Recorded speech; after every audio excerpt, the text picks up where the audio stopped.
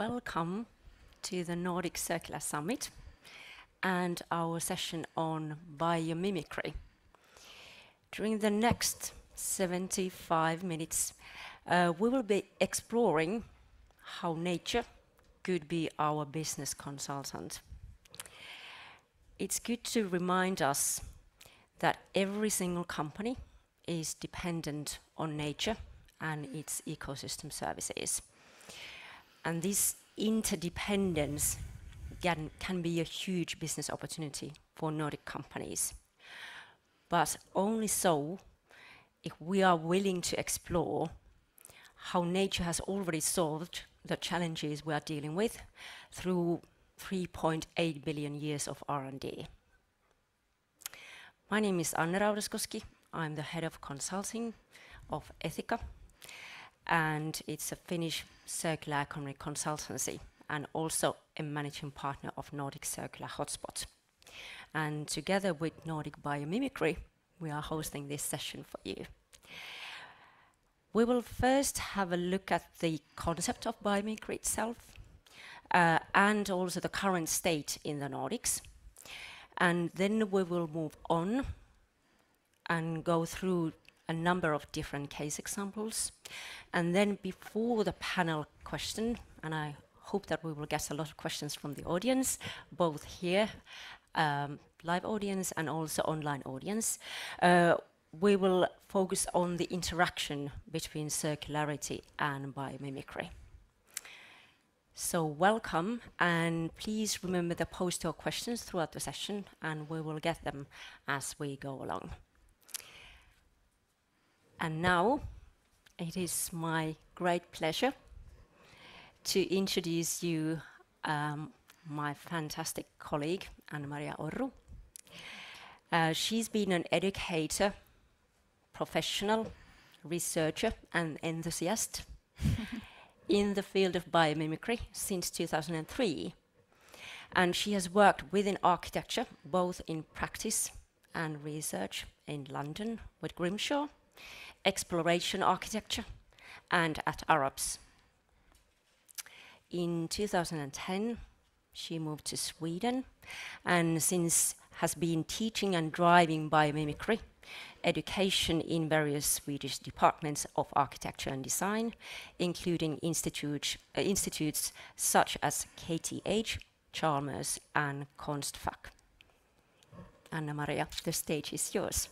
Great, thank you very much, Anne. And online, we also have my colleague, Frederick Mobay, who will introduce himself, I guess, when he does his part of the speech. So this is a new term for some of you.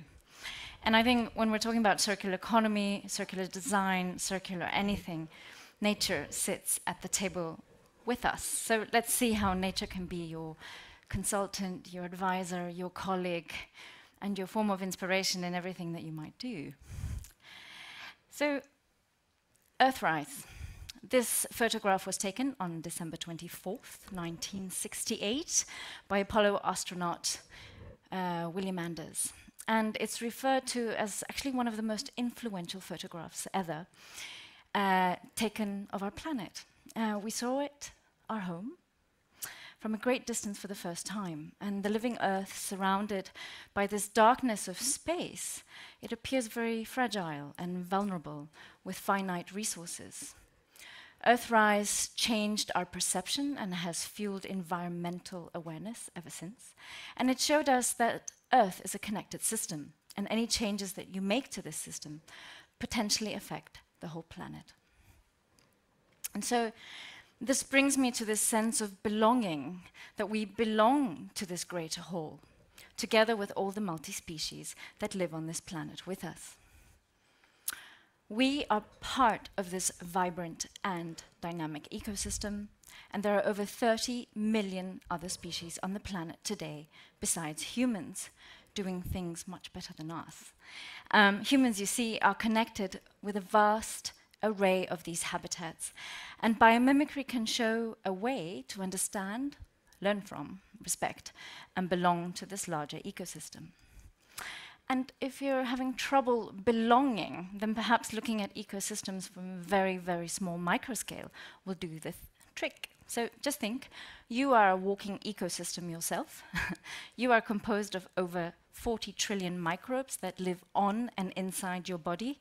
And such a fact really sort of questions our notion of identity, interdependence, or actually independence, sorry, and being autonomous, but also interdependence in terms of this connection to nature. Anne has already mentioned the sort of time scale. So we humans, in this perspective of nature, have been around a very short period of time.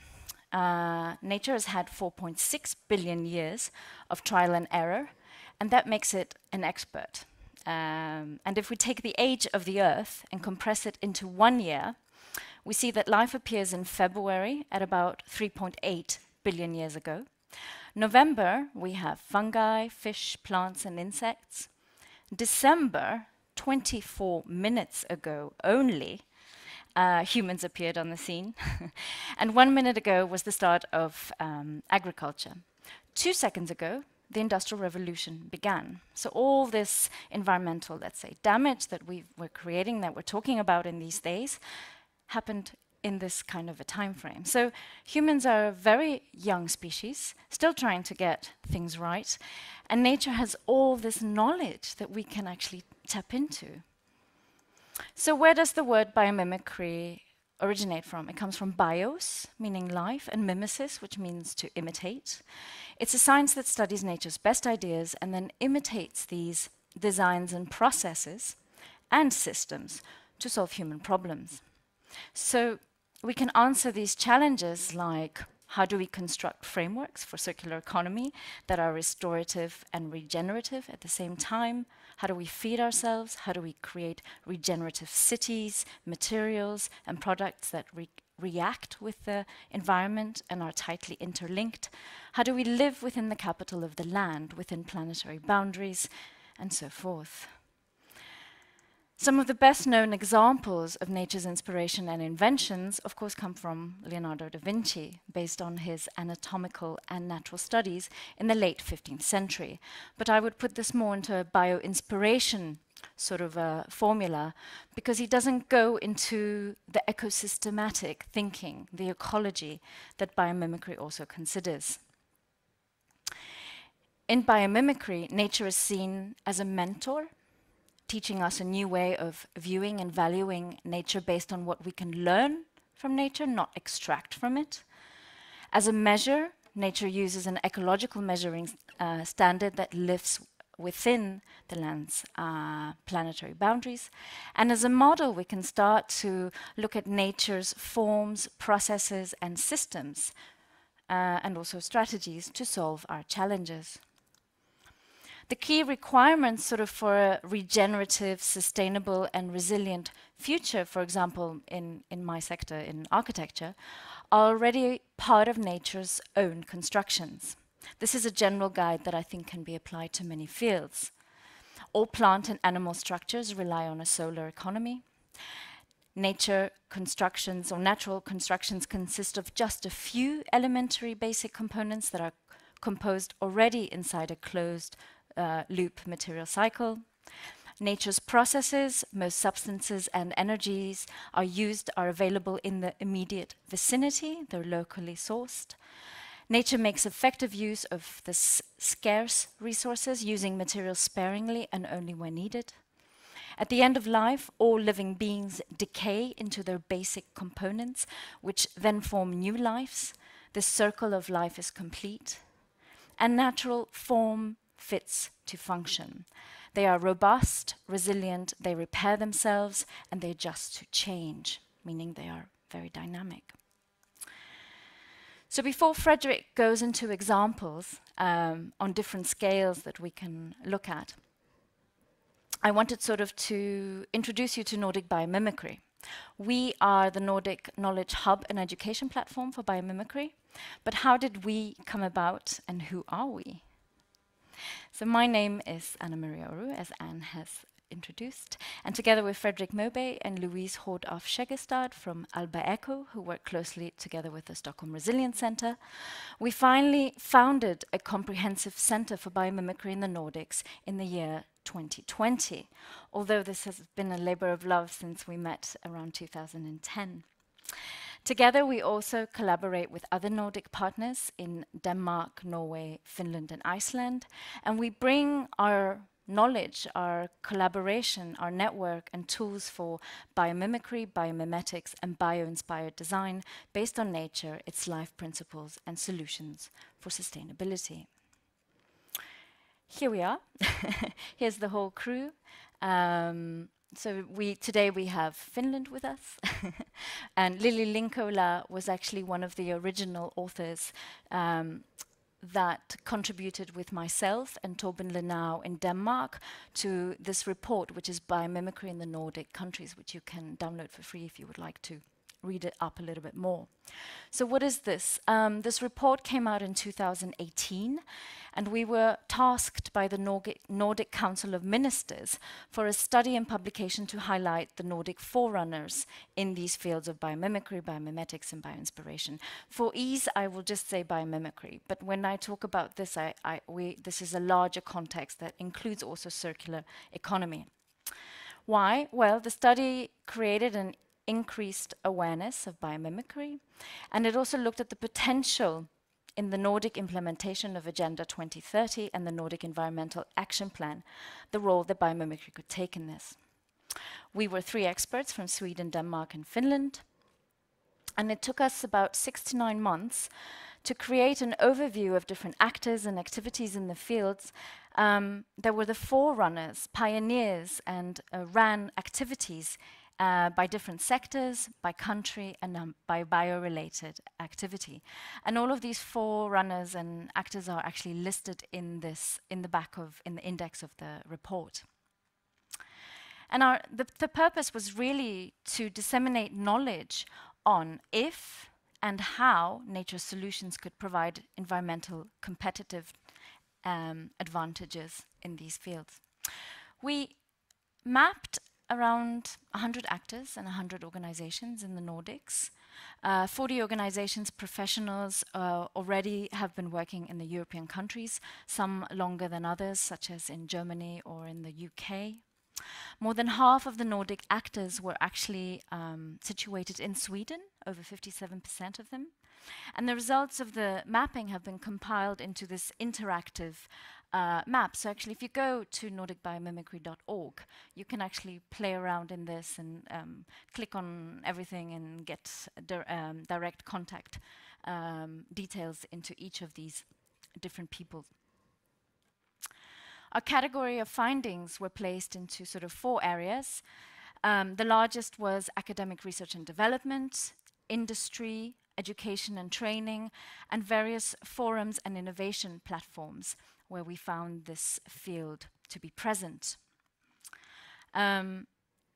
So it's important also to distinguish between the different fields in biomimicry, all these different bio terms that happen to be popping up.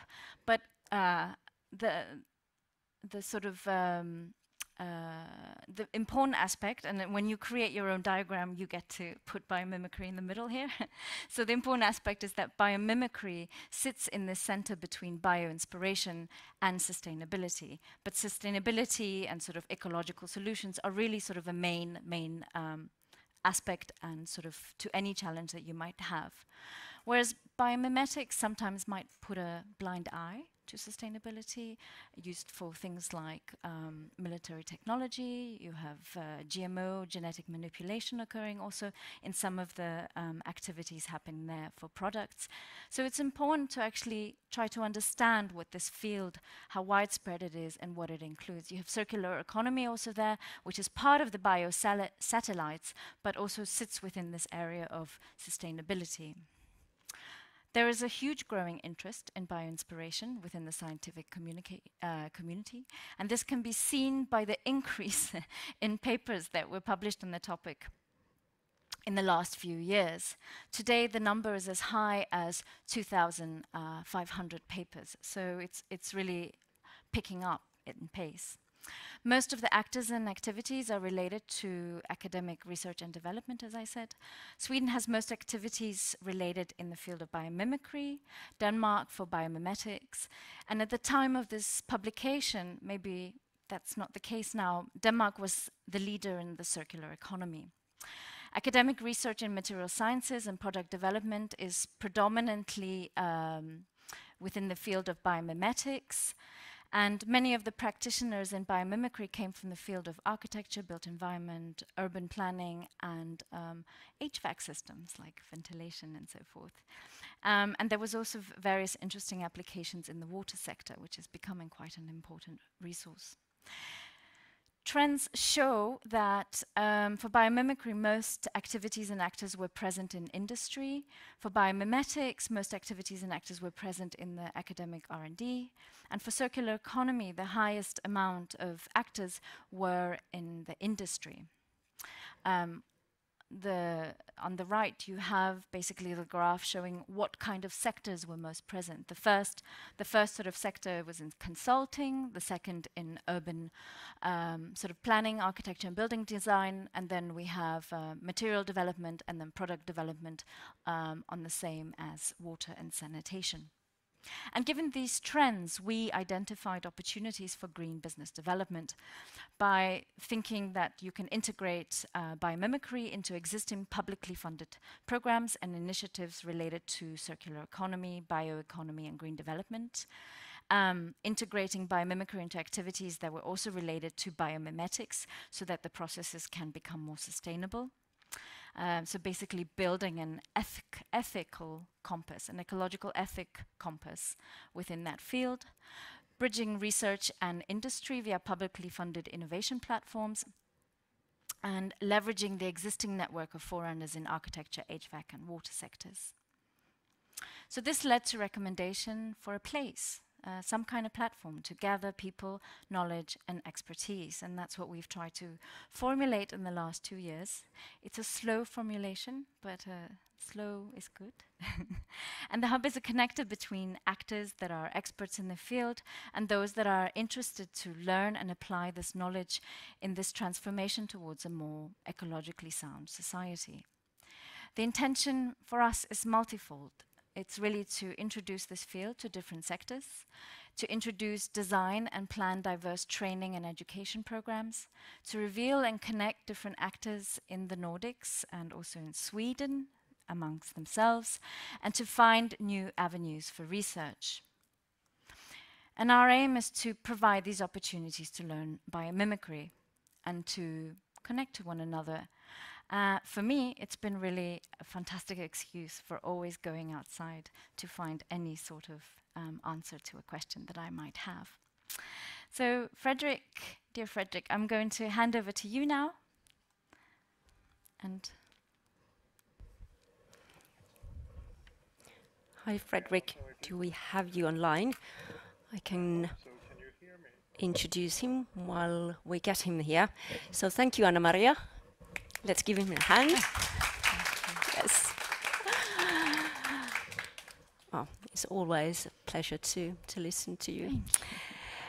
So next we will have Fredrik Moberg online, and he is an author of a popular science book on biomimicry called Den uppfinningsrika planeten, biomimicry, on naturens lösningar på vår tids utmaningar. He holds a PhD in systems ecology and is the co-founder and co-director of Alba Eco, an independent organization communicating the latest in sustainability science. And he's also a senior communications advisor and researcher at Stockholm Resilience Center and Stockholm University. So let's welcome Fredrik. And hope you can hear me now. Yes, we can. And you just let us know next, or say next, when you want us to change your slides. Yes, I will. Thanks for the introduction, and sorry I couldn't be there with you physically today. So the examples I will go through today is coming from the book that I published last year, and they will be sort of focused on the Nordics, but also some innovations on different scales that are sort of coming from other countries but could become important and are starting to become important in the Nordic countries. So there will be a bunch of examples from really small scale to really, really large scale. So next slide, please. So this is the book that then in Swedish it's called Den uppfinningsrika planeten, the ingenious planet or innovative planet. There is actually no English version yet, but I hope there will be one out at some point. Next slide, please. And in this book, I go through more than 100 different species from plants, animals, fungi, microorganisms, and many ecosystems that can inspire us in different ways to come up with sustainable solutions to our own problems. Next slide, please. So we start on the really, really small scale. Next slide. And this is an example of the so-called lotus effect. Lotus flowers and many other sort of plants in nature have water repellent and dirt repellent leaves that, if you look at them in microscopes, they look like the images you see in the lower left hand in the picture, with spikes that are covered with wax-like substance. And by mimicking this on a material scale with different fabrics and combining it with biodegradable sprays like Organotex does together with Houdini, they create a material that is waterproof and dirt repellent without using so-called PFAS that are toxic in different ways, highly fluorinated organic compounds that are problematic when they get into nature. So here's an example of what you can mimic something in nature and combine it with a high-tech solution to come up with a material that is high functional, but also less toxic in a different way. Next slide, please. So we go from X small to small. Next slide, please. And this is an example of research going on, for instance, at KTH in Stockholm and a company called Biopolymer, who are being inspired by the threads, the so-called byssus threads that the common blue mussel attach itself to wet surfaces with. It's a really sort of high functional glue, a natural glue that we can mimic the protein structure from to come up with both less toxic glues and also rust protection, actually. So by mimicking this ingenious innovation from nature that is extremely good at gluing itself even to wet surfaces, we can come up with both a less harmful rust production and less harmful glue. So an example from the Nordics and the seas we have around us on the small scale. Medium, yes. Next slide. And this is perhaps one of the most well-known examples, and it comes from Japan to begin with, the bullet trains or the Shinkansen speed trains in Japan.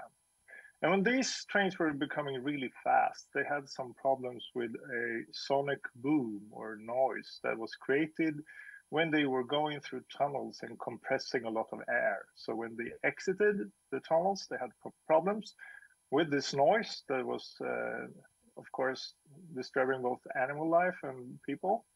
And then this Ei Nakatsu, the chief engineer that you see here, he was a bird watcher, and he started to mimic the beak of the kingfisher bird that you see here in the picture as well. And by doing that, he could reduce actually the energy requirements of these trains by 15% and also increase the speed by 10% while getting rid of that noise or the sonic boom. He was also inspired by owls and penguins and other parts of this train to create this energy efficient train without this problem with the sonic boom. So being an engineer and a bird watcher can be a good combination in biomimicry. Next slide, please. I will not spend too much time on this, but this was something that I learned that I think is interesting on this scale. How we can be inspired by nature to solve problems with cancer, high blood pressure, aging, and even the coronaviruses that the bats that you see in the upper left corner can cope with. And Peter Stenwinkel, I encourage you to Google if you're interested in bio-inspiration in medicine, and the conference he had a few years ago on bio-inspirational medicine.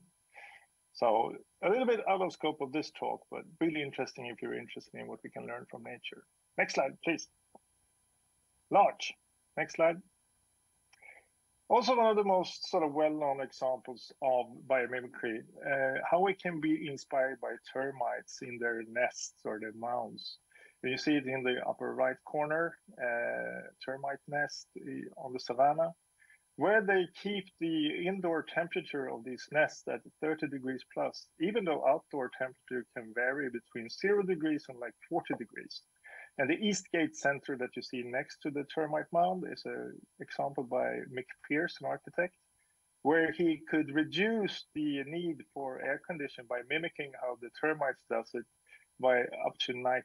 So 90% less energy while with this sort of passive air conditioning without using fossil fuels. And this is, of course, now happening in Nordic countries as well. And the most well-known example from Sweden is the Lagerberg School in Sweden. And that is Anders Nyqvist, a famous Swedish architect who died a few years ago. So this termite-inspired ventilation is happening in many different places now. Good examples of how we can become more climate smart by mimicking nature. Next slide. And this is Michael Pauling, also one really famous guy in architecture that Anna-Maria has worked together with. And he's showing us a table here. I don't know if the movie is working right now, but you see the table. By mimicking how nature builds constructions and in a very sort of resourceful way, he shows that this table is only using like hundreds of the materials that would be used for a solid table by mimicking the veins in a leaf and the bone structure in a skeleton, because nature is extremely efficient in producing really strong materials, but using very little materials. So here we can learn a lot from nature in that way. And in the book Biomimicry in Architecture and Flourish, Michael Pauling is expanding this thinking in different ways, and his exploration architecture, his company is doing this on many different scales. Next slide, please. And one area where it is perhaps surprising that we haven't gone for more circular models and being inspired by nature rather by factories is, of course, how we farm our food. And here's just a few examples of how we can do that in water. Greenwave, an award-winning company, who is mimicking how a kelp forest is producing food, but in doing that in a farming system that they now are teaching to others and trying to spread. Foremost along the Californian coast in the US, but also to other countries, of course. So farming like nature in the ocean could be really good, both from a nutrient pollution perspective, because we can avoid eutrophication by farming algae and mussels and oysters and things like that. And also, of course, you don't have to water, use irrigation, and it's also a carbon sink in different ways. So. Another example that is really famous when it comes to biomimicry in farming is what the Land Institute have done in the US, where they mimic how natural ecosystems grow things by expanding the root system. So they have taken a perennial grass and developed a wheat variety called Kernza that has really long root systems. And really long root systems means that these farming systems will sequester more carbon, becoming carbon sinks rather than a carbon source. And also that they will become more climate resilient if we have problem with droughts, for instance. And now the Axe Foundation in Sweden, in a Swedish context, is trying to develop this Kernza wheat variety into a variety that will grow good under Swedish and Nordic conditions. So I encourage you to Google that. And speaking about becoming a carbon sink and going for more diversity like farming systems, and also farming systems that are regenerative and circular. We at Alba Eco and others are involved in something called Svensk Kolinlagring, Swedish carbon sequestration. And there's a sibling project in Finland called Carbon Action. So going for more regenerative circular systems inspired by nature that will become more of carbon sinks than carbon sources by working with companies who can invest in carbon credits while also investing in more regenerative nature-inspired systems that sequester carbon. So I won't spend more time on that right now, but I encourage you to Google green waves, Logging, Land Institute, and Axe Foundation if you want to know more about regenerative nature-inspired farming in the ocean and on land. Next slide, please. We're going for the X large. Next slide. And now, because I am a coral reef ecologist by training, I will talk a bit about my favorite ecosystem, the coral reefs. They are among the most threatened ecosystems on the planet because of global warming, ocean acidification, overharvesting, nutrient pollutions, and many other sort of pressures.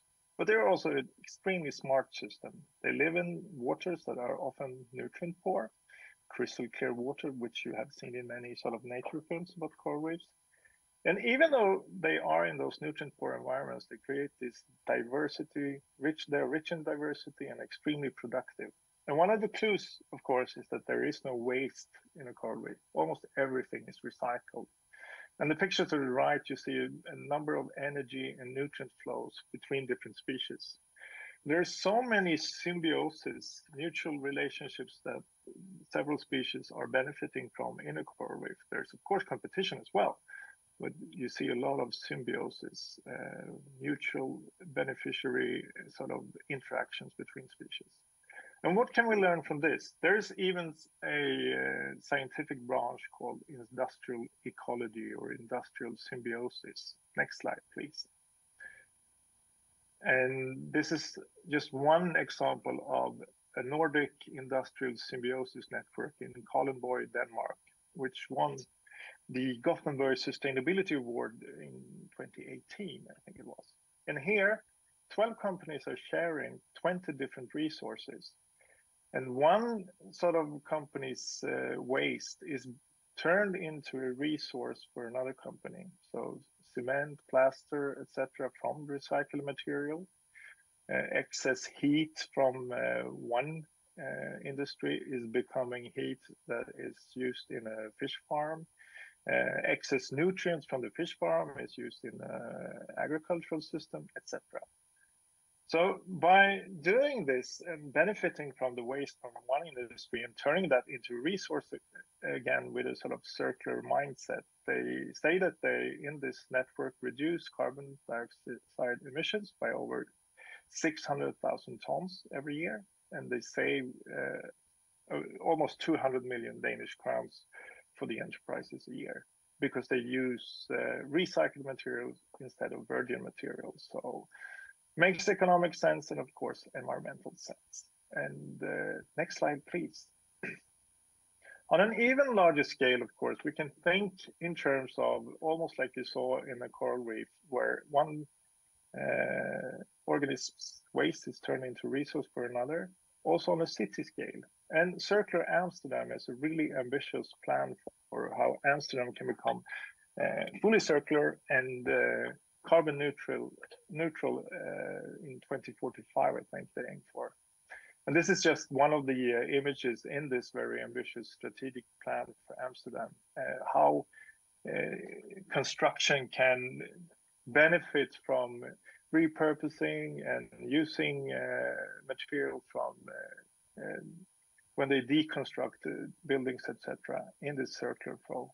Almost looks like a coral reef. And the interesting thing with this part is that the Amsterdam project has also started to collaborate with some people from the Biomimicry Institute in the US. So this is a combination, of course, of going circular, using biomimicry, and also the now very famous concept of Kate Raworth, an Oxford economist that's called donut economics and a sustainable economic model. So this is circular, biomimicry, and also donut economics inspired. So I won't have more time to spend on that right now, but I encourage you to Google the Amsterdam city donuts to see an example of how the whole city can benefit from biomimicry and circular thinking. All right, next slide, please. On the really large scale, extra large, next slide, please. I even tried to, in the book, to think about whether biomimicry could contribute to all the sustainable development goals. And in doing so, I redraw all these symbols for the 17 sustainable development goals. Next slide, please. With examples of how biomimicry could help us in different ways to achieve these goals. And I've talked about some of them here, to grow food like the kelp forest for Sustainable Development Goal 2, some bio-inspirational medicine examples, as you see here, giraffe-inspired blood pressure meds. We were talking also about circular economy, of course, and grow cement like a coral reef. I didn't talk about right now, but being inspired by a coral reef, the termite-inspired ventilation, etc. Again, I won't have time to go into all these, but I encourage you to go into the link that you see below there, where I have encouraged people in the book and in many other places to provide their own examples of biomimicry and try to list which of the sustainable development goals these biomimicry examples could contribute to. So next slide, please. So to summarize what I'm trying to say in the book, I quote my former boss and colleague, Johan Rockström, professor in environmental science and the man behind the planetary boundaries concept. We are the smartest species on the planet. We should realize that we still have a lot to learn from all the other millions of species with which we share this globe. It quite neatly summarizes the concept of biomimicry in the book that I wrote last year. Next slide, please. Yes, that's all from me. Thanks. Hey, thank you so much. Thank you, Fredrik. And you will be joining us in the panel very soon. I love the kind of reframing and revisualization of the SDGs. Fantastic. Let's have a look at the interconnection between biomimicry and circularity before we move into the panel.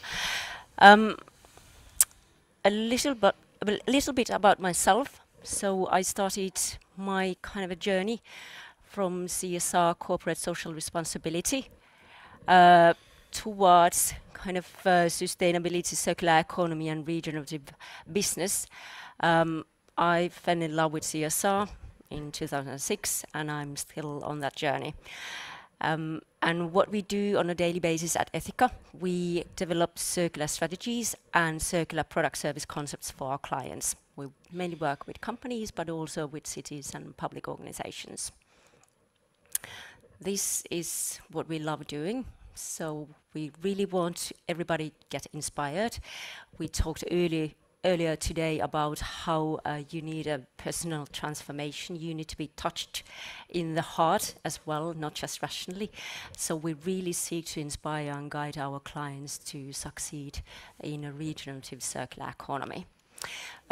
One of the examples and sort of I think our dream come true is a 1-year-long circular design program that we are starting for Finnish companies in January.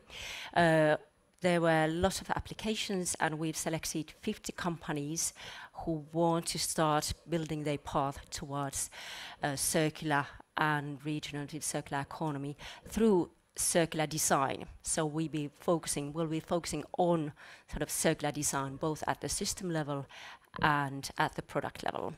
So we are really happy about this pilot program, financed by the Ministry of Environment. And I hope that Finland, in this sense, is showing the way for other countries to follow and start really concretely focusing on circular design. But let's move on.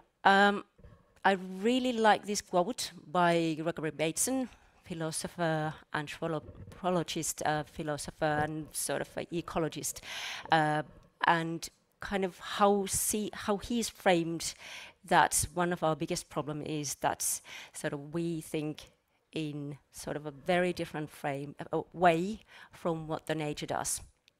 And I've kind of tweaked it a bit and change the last word to design, because it's not only about thinking.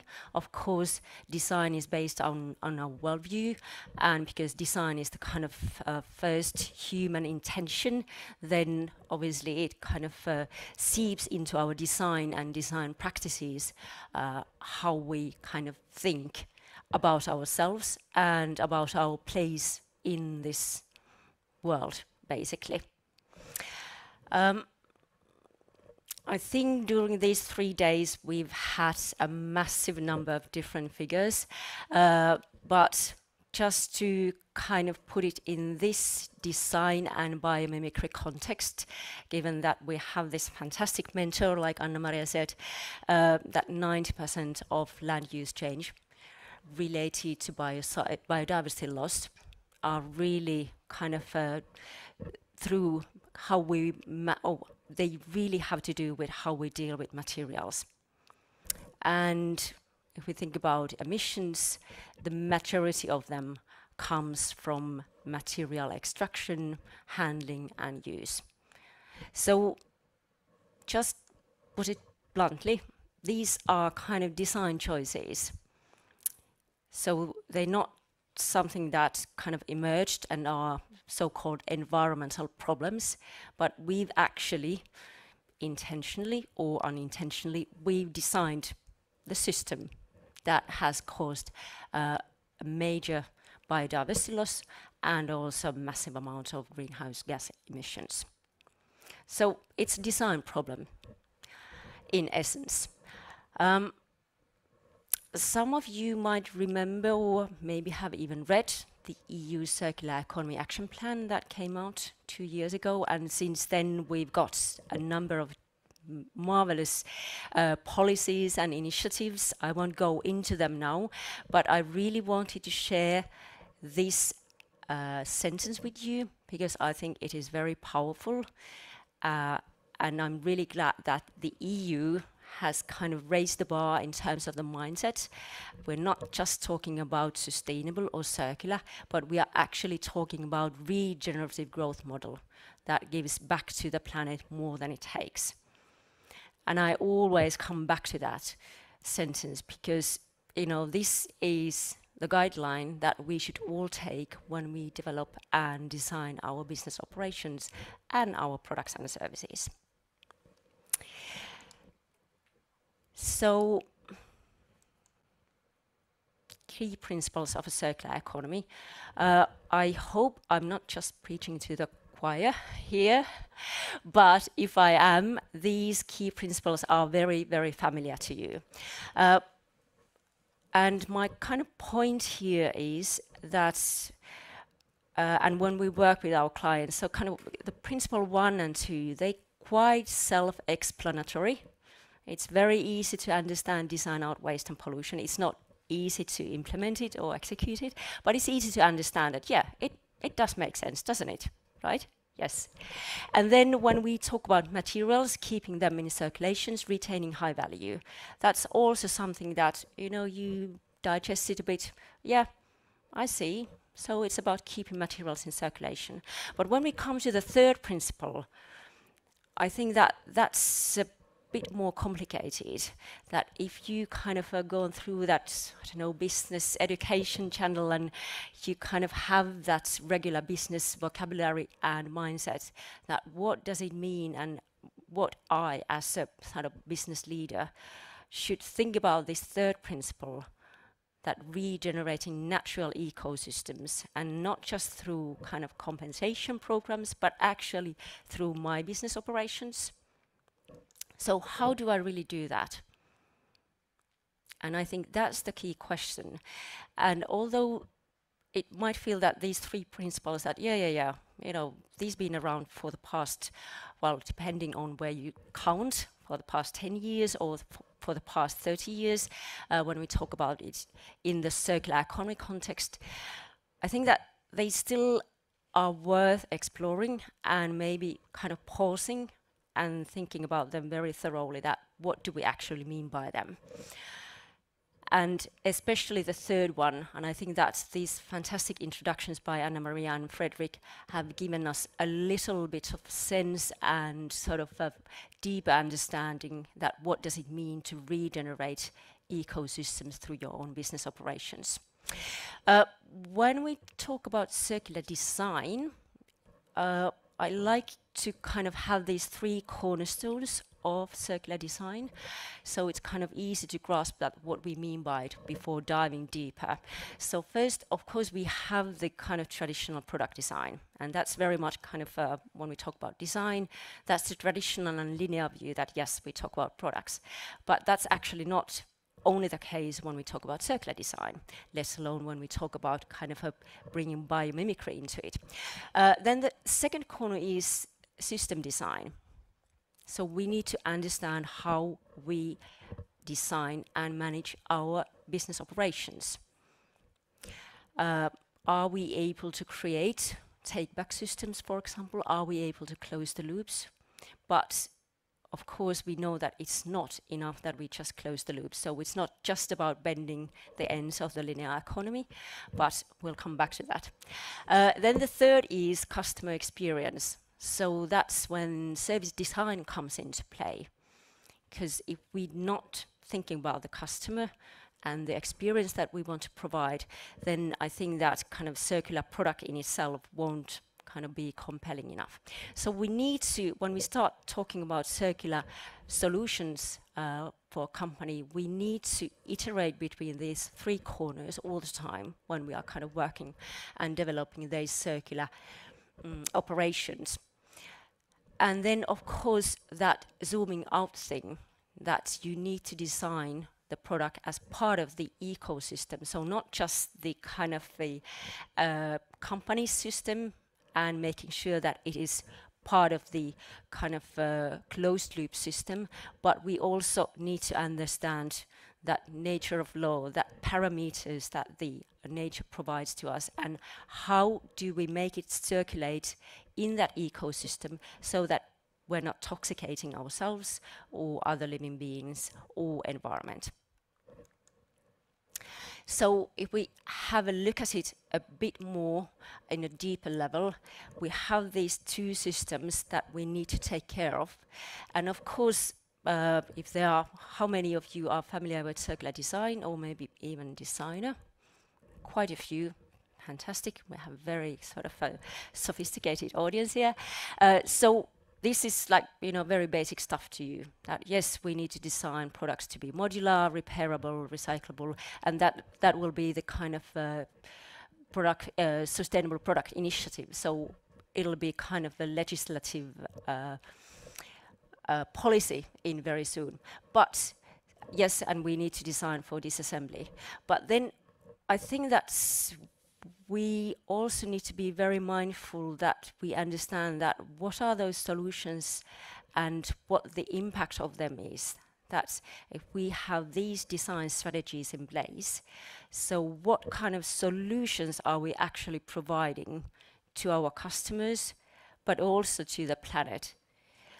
And I think that is the kind of moment where you need to be kind of asking yourselves that, are we really doing the right thing here?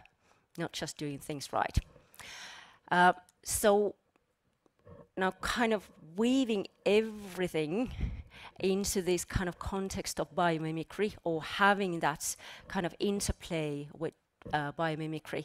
Janine Benius, who is kind of the sort of originator of biomimicry, she's put it in a marvelous way, and this really kind of moved me when I read her text, because she was confronted with this question that, hey, you need to choose that, is biomimicry, is it technology or is it biology? And she said that, well, it's technology of biology. And I thought, that's a marvelous way to put it, because that's exactly what it is about. And I think that we are very advanced when it comes to companies' R&D departments, and we talk about technology, and we are very advanced in that, and we have all kinds of AI solutions, all the rest of it. But do we really have the same in-depth understanding of biology and biological parameters?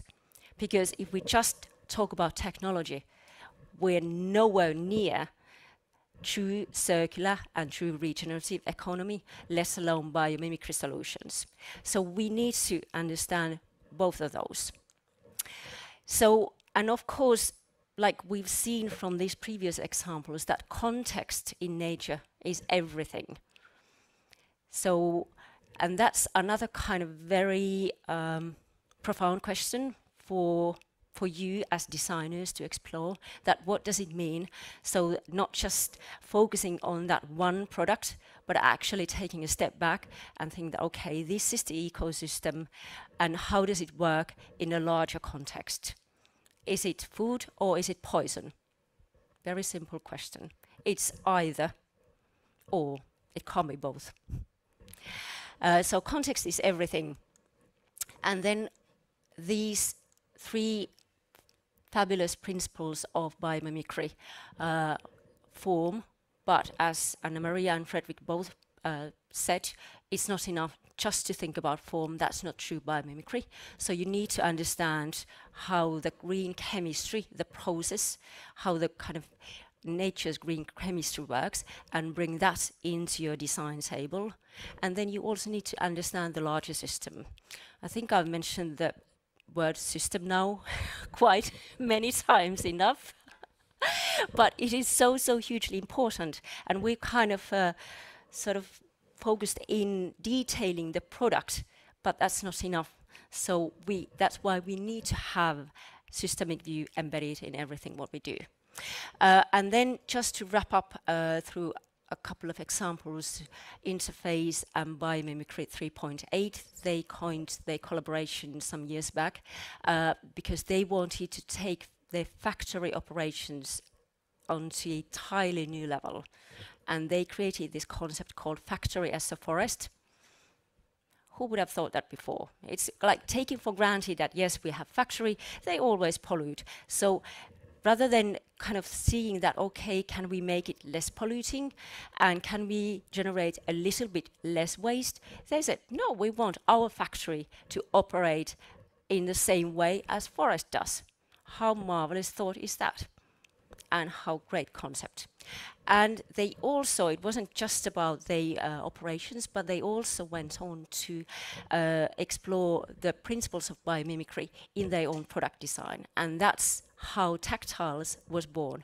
They were able to remove the glue from their carpets and use the same mechanisms that gecko has in his legs when he can sort of stay on the wall.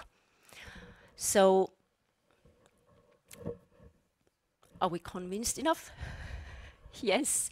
Shall we move on to the panel? Yes. Great.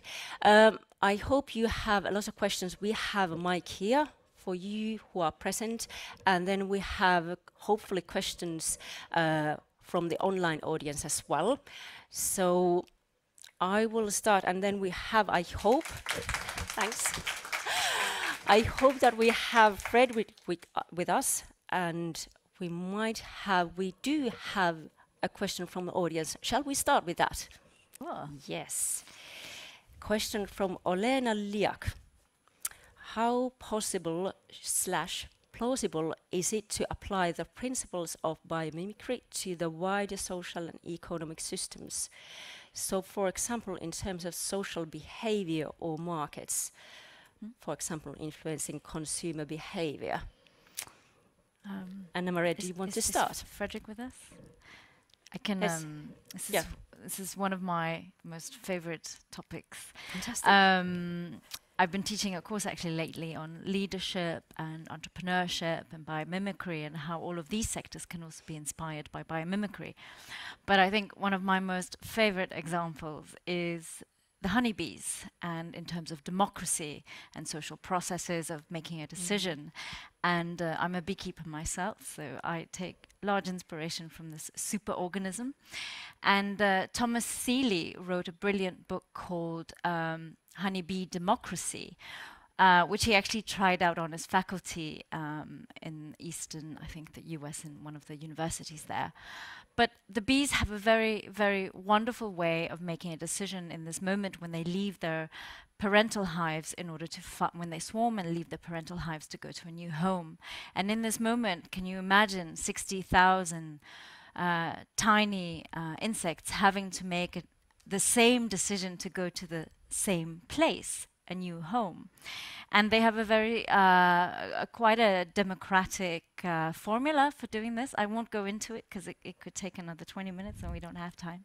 But yes, in sort of short, yes, you can look at many species to help you from making decisions, how to be better leaders, how to basically transition into a post-growth economy. So very much biomimicry can be used in this manner. I think one of the, let's say, fantastic leading authors, two authors that are looking into regenerative leadership properties here in the Nordics are Laura Storm with Giles Hutchins, if you want to look into regenerative leadership properties. And they are very much based on biomimicry principles. So I hope that answered your question. It did. Frederick, anything to add? Not really. It seems like we have read the same books, Anna Maria. So I'm also thinking about regenerative leadership. And of course, I mean, we cannot just sort of learn everything from nature in this sense. I mean, we have to combine it with sort of more the knowledge that we have within the political system and the political science, of course, but it can complement that knowledge in a really interesting way. And the Honeybee Democracy book is wonderful in that sense, to see the parallels. Yeah. Let's take another question from the audience. Are there any biomimicry solutions for renewable energy generation?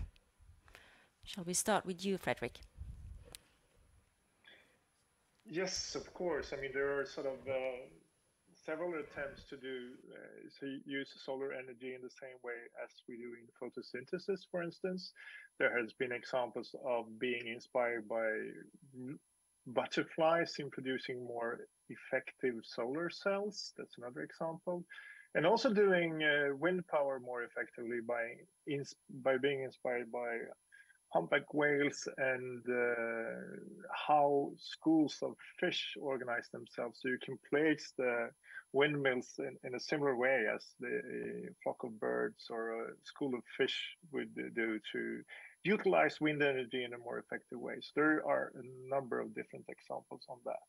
Anna Maria, anything to add? I can think of also Torben Lenau at Denmark Technical University has been looking quite extensively into sunflowers and sort of the idea of solar energy and so forth. So I think there's a lot of great examples, and I think for any of these questions we should say that there's a great resource online besides looking it up on the large web. You can also go into a website called asknature.org, and in there you can type in any sort of challenge you might have. You can type, verbs are the best, and you really will come up with knowledge that has been basically over the last 22 years gathered by the Biomimicry Institute. You can contact biologists who have been looking into this, or engineers or other people who have written some of these articles and solutions. So I think it's a good place to go to for any of these kind of very specific questions about organisms or ecosystems that are linked to particular solutions. Great. Any questions from you guys? You can still think about them. I'd actually like to ask you both about kind of the use of biomimicry in companies, and like you said in the study that there were over 100 organizations just in the Nordics, but most of it is academic research. And I'm kind of thinking that the question that how would nature solve this challenge would be a brilliant one, very useful and very simple one to ask by R&D teams.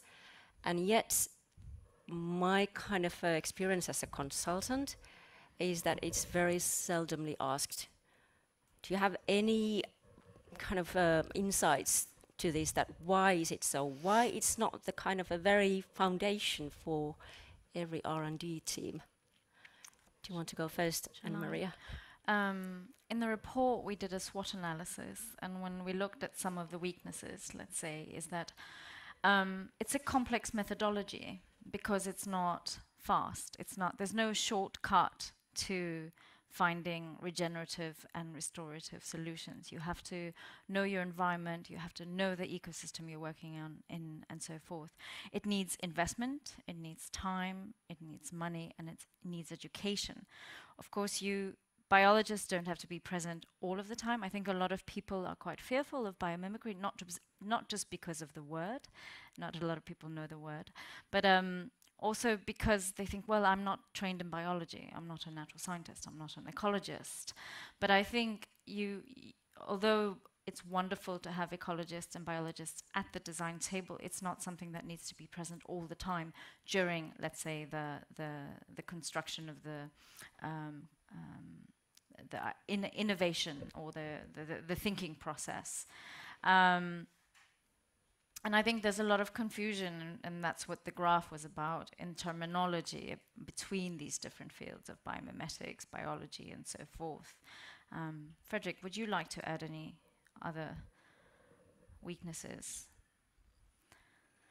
I think one aspect of it is, of course, that we are working very much in silos, also when we are in education and teaching, and both, especially you, Anna-Maria, we've done some work with design students and engineers and trying to put students already at that stage in their education together and starting to work across these silos. And sometimes I'm amazed by the creativity in the room when you bring nature and a few biologists into the room and working together with others. So that's, of course, one aspect.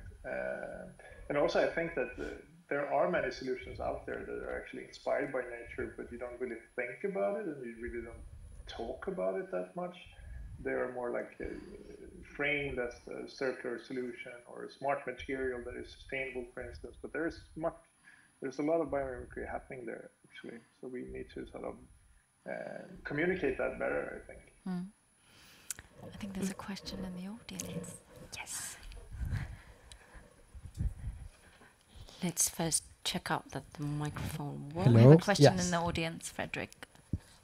Hello, everyone. My name is Kevin. And I wanted to ask you, is there any way of revolution inside the nature so we can copy this green revolution that are we like thriving to make this green revolution? Like, not my question, like, basically is, there is a non-violent revolution that can we make and copy the nature so we can thrive in during this process, this green process? I don't know if I explained well my question, but did you hear, Fredrik? Question. Well, I think I understand you, and there's so many thoughts to that. I think I think first of all, biomimicry can help us, or looking to nature can help us basically transition into a no-growth, post-growth society. I think the word, especially when we were talking about regenerative growth model, I think the word growth needs to be taken out of that model. There is, and Tim Jackson says that there is no growth on a dead planet. And I think the revolution, let's say, within nature, and of course not when we're talking about runaway climate, but in nature knows balance. It knows how much to take, how much to give, and every time there is let's say a two-way reciprocity between taking and giving. In that sense, nature tries to be restorative, not in all cases, but in most cases. We'd have to go into more specific things, and I think when we talk in biomimicry, you have to always define a challenge of some kind. You have to have a specific thing, so this can get very general. Is that? Yeah, I was saying, like, as humans, we are not regenerative lifestyle. We don't have it.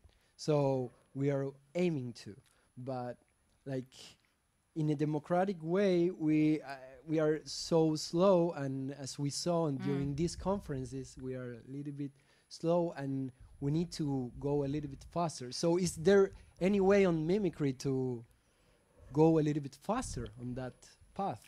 That I don't know if maybe it's a hard question, sorry, but yeah. I think it's, yeah, you know, it's a really nice, provocative But it's question. important. I think you brought Yeah. up a very important word, Exactly. lifestyle. Yeah. And I think there just needs to be a complete re-lifestyling of us humans. And I think the other thing is this binary context that we're creating between humans and nature. And biomimicry can help us by reconnecting to nature, by getting us outdoors, by getting us out to look at different organisms and ecosystem and participate in them in a more, let's say, kind way. It reminds us that we are actually part of nature. There is no humans in nature. We are all nature. And I think that connection is really, really important to slow us down. And yeah, but I think, Fredrik, would you like to add anything to this? It was a really interesting and complex question, of course, but we have at the Stockholm Resilience Center, we have a whole theme working with the transformations of societies. And of course, we always sort of emphasize the interlinkages between nature and humans in different ways, but we also try to learn from how nature can sometimes grow things exponentially, and how nature also can sometimes have tipping points. And what can we learn from that when it comes to see how social tipping points can be created? Because sometimes slow change is so extremely slow, but we know from studying natural systems that sometimes change can happen quite fast in threshold effects or tipping points.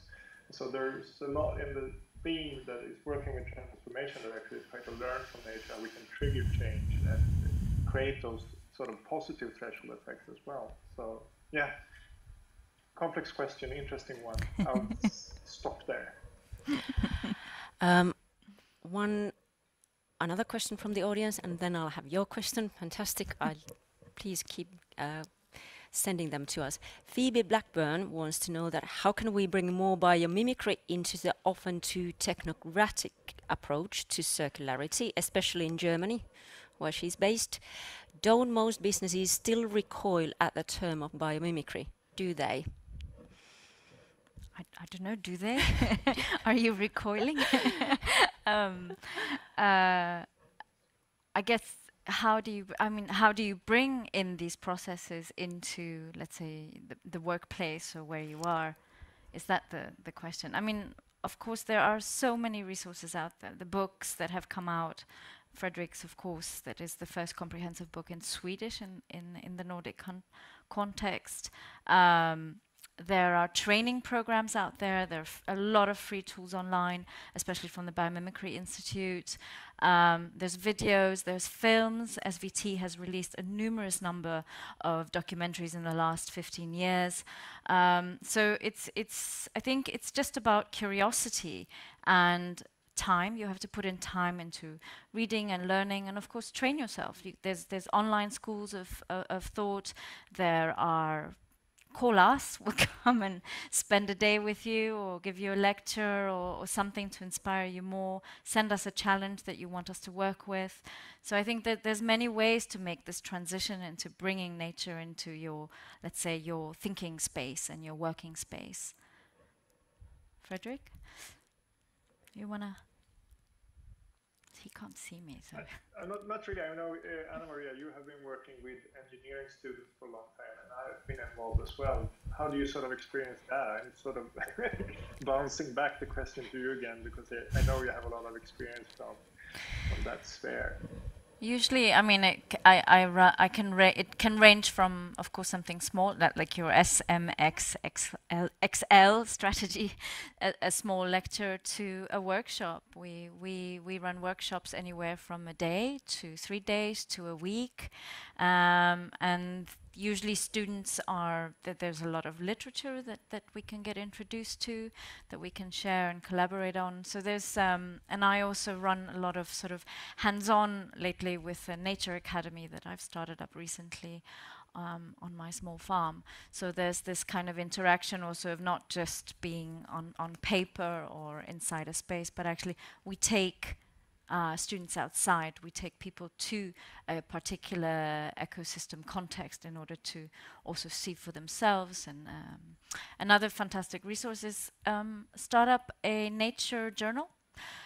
Always have a notebook with you, and if you're taking a walk, learn how to observe nature in another way. Sketch something, go maybe once a week, go to the same place, see how it changes seasonally over time, what's happening, how does nature basically deal with these climatic conditions that might shift on a Saturday afternoon. So I think just be curious. Yeah. So it's not certainly about the lack of materials, but maybe lack of curiosity. But maybe, Phoebe, you can invite Frederick and Anna Maria to Germany. We have time for one quick last audience question. So, thank you very much. So I was thinking about the materials that we rely for everything, not only for the lately trendy, the latest trend about the materials for the energy transition. Not only that, I'm thinking of the silicon on the windows, the micas for makeup, the everything that we rely on, the phosphorus for the fertilizers. So all of these comes from cycles that took millions of years. So I just want to ask you if you have seen any research of what ideas do you have, and how can we operate in a way in which we can somehow regenerate these cycles that take millions of years? Yeah, or can we make this faster somehow, or can we operate without disrupting them? So, yep, if you have seen anything about it. Frederick, did you hear? Sorry, I lost you there for a while, so Anna Maria, you start. I didn't really hear the questions. It's kind of hard to respond. Sorry. I guess there's many examples out there for different kinds of materials that are both biodegradable, healthier for the planet, that aren't taking raw resources. I think coming up, I mean, the research is quite vast, and I think it's a matter of really changing or phasing some of these materials that we are using, especially if we're talking about farming techniques, phasing out phosphorus, because we've reached peak phosphorus ages ago. And what other kind of materials replace that? There's no fast solution to that. As a farmer myself, to create a healthy soil and a healthy growing process, that means being kind to the soil and to composting and understanding how to build up life, a web of life in your soil. So there's no fast process to that. Care is a really important word in all of these kind of material exchanges.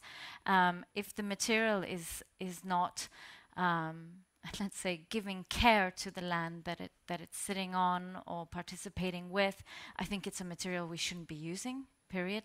So I think we just need to take out all of these toxic chemicals that we're using to produce things. Produce less. That's another thing. Certain things shouldn't be produced at all anymore. And I'm sure the last 3 days have given you a lot of input into recycling, reusing, techniques from materials, and materials also that are restorative. So there's new materials, building materials that are being made that are biodegradable, but also kind of take, let's say, CO2 out of the carbon and lock it in. So there's so much imaginative things going on. And Janine's book and Frederick's book and a lot of these examples, especially into materials, are highlighted in different sort of lexicons of biomimicry. I'm happy if you actually go to our website, there is a section in the menu that says resources. And under there, we've started to collect a lot of these books into materials, into different industry sectors like architecture, into economy and so forth, that might trigger or be catalysts for you to learn from. Thank you. One final, very last key message from Fredrik, and then we need to wrap up. So any takeaways for the audience, Fredrik? Become friend with the biologist, go out in nature and visit some of the sites that Anna Maria mentioned, like asknature.org. Thank you. Thank you so much, Anna Maria and Fredrik. Let's give them a big hand.